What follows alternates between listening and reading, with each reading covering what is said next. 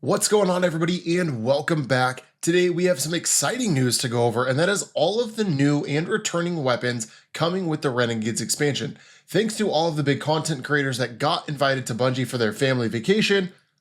They forgot my letter in the mail, I think. Anyways, we have a look at some exciting stuff that is coming with dungeons, exotics, portal, pinnacle, destination weapons, and more. So let's go over all of that. If you guys want to skip to any specific spot in this video, there will be timestamps down below. And if you don't want to see the dungeon content before it drops on the 13th, feel free to skip to the second timestamp listed down below. So let's go over these really quickly because there's some extremely exciting stuff. And I mean an area denial GL that looks like it has incandescent that I have been waiting for ever since area denial GLs came into this game. So without further ado, let's get into this. First up, we've got ourselves new weapons from the dungeon, as well as some of the perk pools. We're not going to go over every single perk, frankly, because there is perks that we don't know exactly what they do yet. First up, from our dungeon, we have a 450 solar auto rifle called the Zealous Ideal. This looks like a blaster straight from Star Wars, so I'm really glad that they did something to create that specific Stormtrooper style weapon. That does look really good. It's got good perks like Onslaught on it, Incandescent, Zen Moment. It's got Heal Clip as well, so that's fantastic. Next up, we've got a machine gun. That's a 900 round arc machine gun, again, coming straight from the dungeon. This, I honestly, when I first looked at it, I thought it was an auto rifle. And I thought it was a minigun, essentially, which it kind of does look like one, but it's got stuff like jolting feedback, one for all, killing tally, attrition orbs, some new perks as well, but that is a really, really good looking SMG. I'm excited to see what the aesthetic of these weapons that are coming from the dungeon, what the full dungeon and the encounters are going to look like. We are going to be streaming that over here on YouTube and on twitch.tv doing contest mode, so come stop by for that. Next up, we've got the High Tyrant, a 540 Void Pulse Rifle that looks to be a heat-based weapon. So that is really cool that they're doing heat weapons for these ones, so it's not the reload, it's going into the new archetype that is in the Renegades expansion. So this one does look pretty exciting. It's got things like Demoralize, Repulsor Braced, Stabilizing Rounds. It looks like it's got Cooling Babbles, which again, new perk. Thermal Autonomizer, again, a new perk.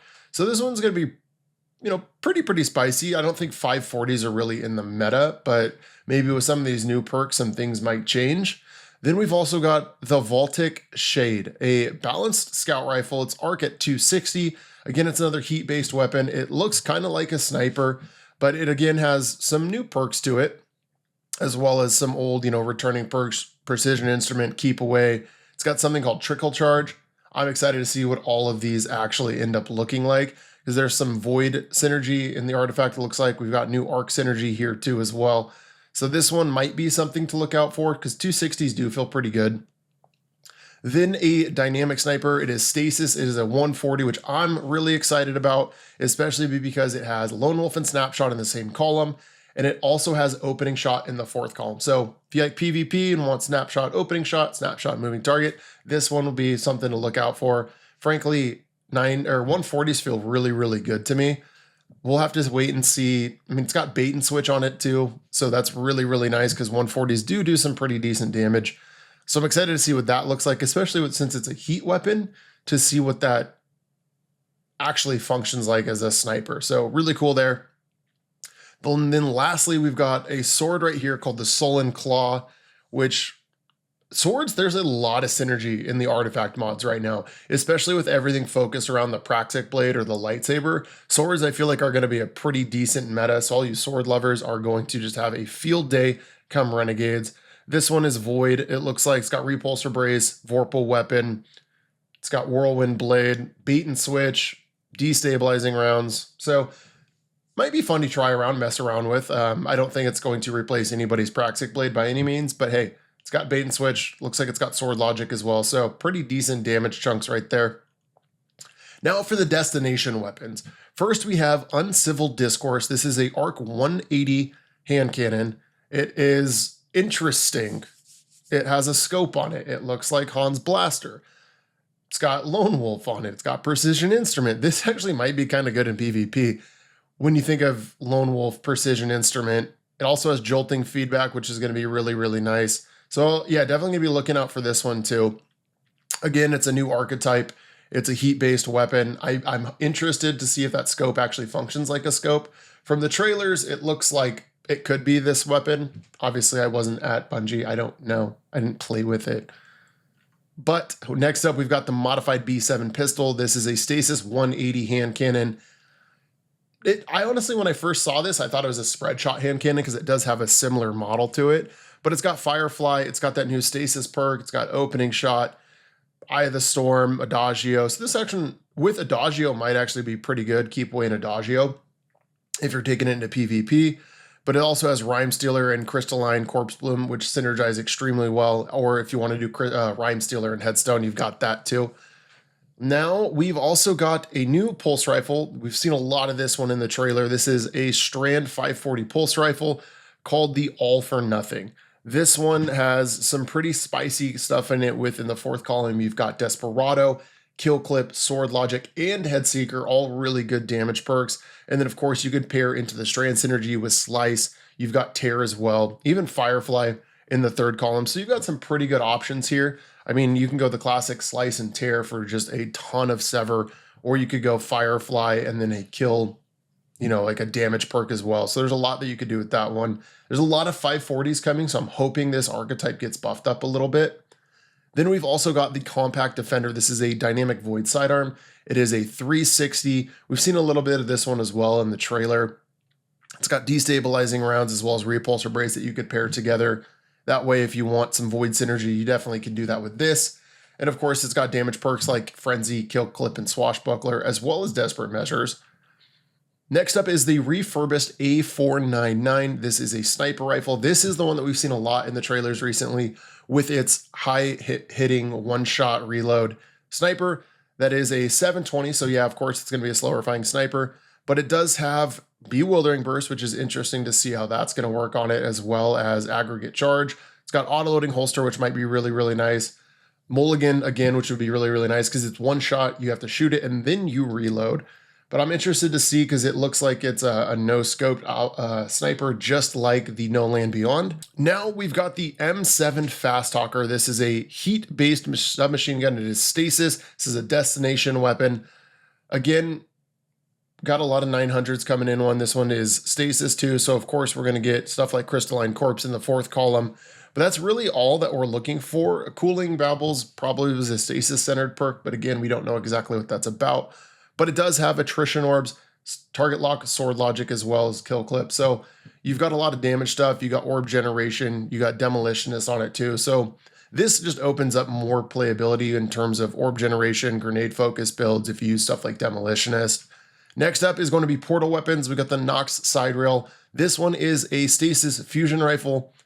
We've already got stuff like Riptide coming back, so I don't know how much this one is going to help out, but it's got Clown Cartridge and Ambitious Assassin, which could be pretty good in it for just shooting higher end targets.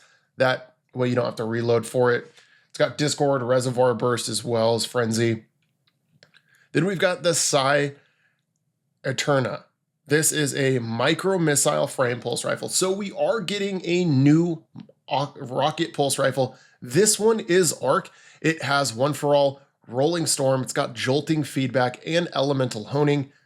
It's also got some stuff like Eddy Current, Blast Distributor, Beacon Rounds, Trickle Charge, another new ARC perk. So this is a surprising, this doesn't look anything like the Mint Retrograde, which is nice to see it look completely different. It does kind of look like the yesteryear or whatever Thursday Strand pulse rifle we were getting in oh my god, what's the newest expansion? Edge of Fate. It has that same model to it, but it looks like it's got a little rocket on this one. So now you don't just have to use Mint Retrograde, and it also has Elemental Honing, which is really nice for damage builds. Doesn't have anything crazy like Rewind Round, so Mint Retrograde is still going to be the play for damage, solely because it has Rewind Rounds and then Elemental Honing or Bait and Switch in that fourth column. But now you don't just have to use Mint Retrograde. You can use something completely different if you want to synergize into the ARC verbiage. I'm excited to see what this one can do. Next up, we've got an Adaptive Burst Solar Sidearm. This one looks like it's going to be really PvP focused with Lone Wolf. You've got Headseeker, Desperate Measures on it, but it also has Heal Clip and Incandescent. So You don't just have to use the heliocentric or the Drang anymore. Now we've got another new sniper called the something something. This is an aggressive kinetic sniper. This is a 720. Again, let's see what the perks are on it. It's got elemental honing. Again, I'm not sure what that's going to look like in terms of damage because 140s with elemental honing are probably just a little bit better. But if you want to play it with PvP, you do have snapshot in the first column, which is the most important one. It's got kinetic tremors, which is interesting. It's got all-star, another new perk, so we don't know exactly what that one's going to do. But this is one of my favorite archetype models, so I'm excited to try this one out and see what it actually looks like. Now for the Pinnacle Weapons. First up, we've got a heavy combat bow called a Good Shout. So if you don't have a good submersion, this one might be a little bit better. It's got Bolt Scavenger, Withering Gaze, which would be really, really nice. Repulsor Brace, Envious Assassin. It's also got something called Butterfly. Don't know what that perk's about, but it's got Destabilizing Rounds as well as Rampage and High Ground. So a couple damage perks on that one. I'm interested to see what the Void synergy is when you have like Withering Gaze. And then if you get Rampage and you can get some kills with it, or see what Butterfly is all about once that perk gets released. Next up is the Sharpeton. This is a spread shot hand cannon. It is an arc. Not that we need any more crazy arc or just spread shot hand cannons in general, but it looks like it's got a couple new perks. It does have Volt Shot, which is really nice. We haven't had an arc weapon with Volt Shot drop that's been good in a while. So to have something like that is really helpful because frankly, I like Volt Shot a little bit more than Jolting Feedback on primary weapons. Then we've got a returning weapon, the Horror's Lease. This is an ARC 540 pulse rifle. This thing was pretty good in its heyday, honestly, but it's got supercharged mag and trickle charge, both new perks. This one also has Rampage, Jolting Feedback, and Rolling Storm in the fourth column, as well as Kill Clip. So you have some good damage perks and then some new perks as well. Again, it's going to come from the Pinnacle activities. Next up is the Oxygen SR3, a returning scout rifle we haven't seen in quite a while. Looks like it's got a couple new perks. It's got Heal Clip. So interesting to see a weapon with Heal Clip and not have Incandescent in the fourth column, but it does have Burning Ambition. It's got a new perk as well. So we'll have to wait and see what this one's really, really like. But I mean, Oxygen SR3 wasn't ever my favorite weapon, but with a couple new perks, and maybe with the artifact synergy, depending on the activities, it might actually be pretty decent.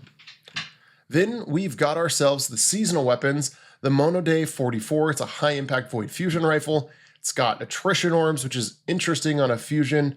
It's got Closing Time, Lone Wolf as well, so that actually might be fun for PvP. I love high impacts with Lone Wolf and Closing Time, ever since you guys deleted my Glacio Chasm. Thank you for that. But it's got Controlled Burst, Successful Warm-Up, Surrounded, so some damage perks on it as well. Interesting looking archetype, it is Suros. Then we've got the Motif 41. This is what I am most excited about apart from the Rocket Pulse Rifle. This is an Area Denial GL, but it is solar, and it comes with Incandescent.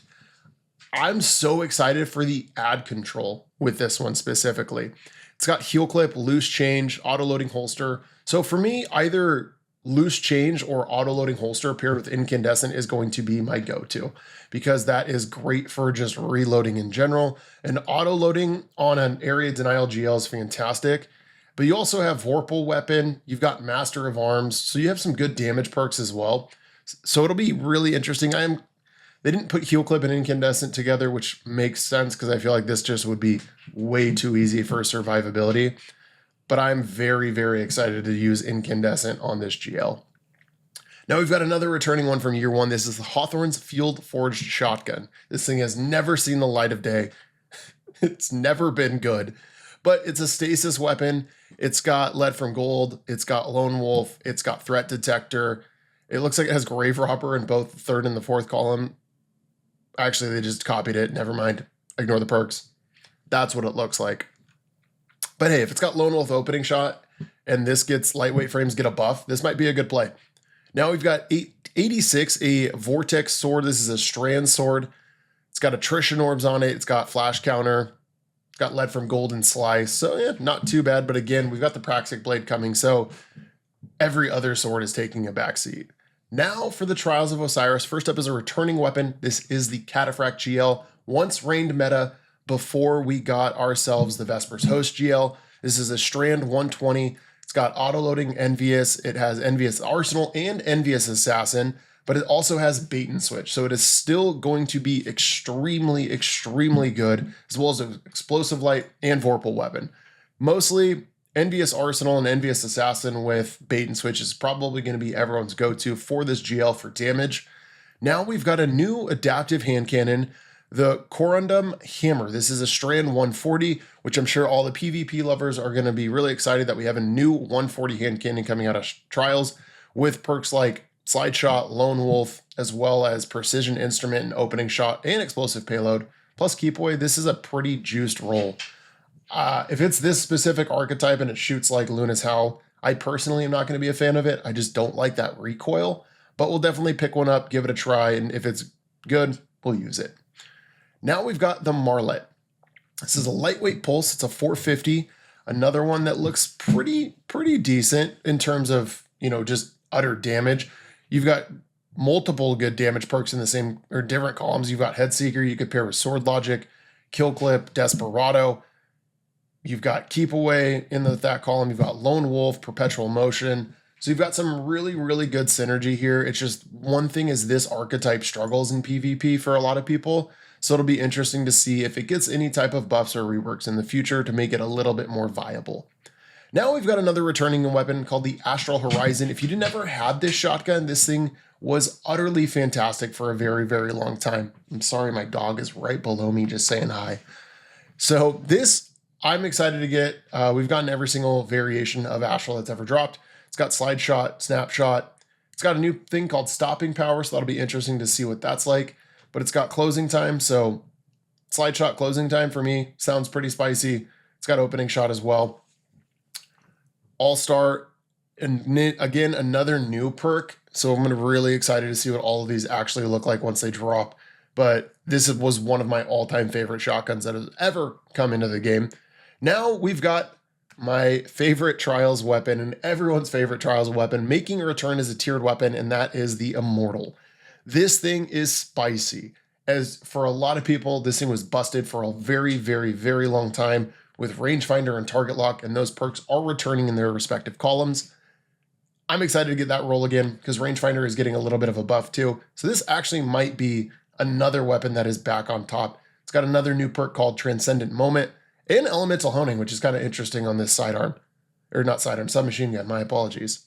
But it has some spicy rolls to it. So this is, I'm going to be grinding for this until we get a perfect 5 out of 5 tier 5 for this weapon. Hey buddy, what's up? You want to come here? Come on. Remington, come up. Vince, come on. Come here. Hi. This is Remy. He's a good boy. Okay. Okay, can I finish the video now? Or do you want to help me finish it? Okay. Look out. Go lay down. Lay on the bed. So that's going to be it for the Trials weapons. Now we're going to move on to the competitive and Crucible weapons, starting off with the competitive aggressive submachine gun. It's kinetic, it's 600, it's got rangefinder, it's got stopping power. Interested again to see what that's going to look like. Rapid hit, Lone Wolf in that third column. You've got Firefly, Desperado, which is interesting. Looks like you got kinetic tremors as well. This is a 600, pretty decent archetype inside of PvP, so we'll have to wait and see what that one looks like. Then we've got the Moss and Thanor, an aggressive hand cannon. It's void, comes from Crucible. It's got really good perks like Lone Wolf, Slideways, Keep Away, Moving Target. Then you've also don't know what's in the fourth column because it's just copy and pasted. So we'll have to wait and see. But it looks like it's got Sword Logic and Precision Instrument, at least on this picture right here.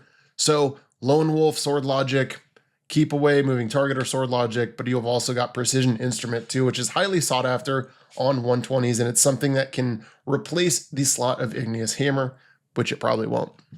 Now we've got the Riptide coming back, a stasis fusion rifle that has been very good for a very long time, but it's got some pretty good perks with it too. I mean, under pressure and closing time might be really good if you want to use it in PvP, but you've also got Overload, Crystalline, you've got Vorpal Weapon, Controlled Burst. So you've got kind of good rolls for both PvP and PvE, but there's a lot of good fusion rifles out there, so we'll have to wait and see if this one feels really good in either activity.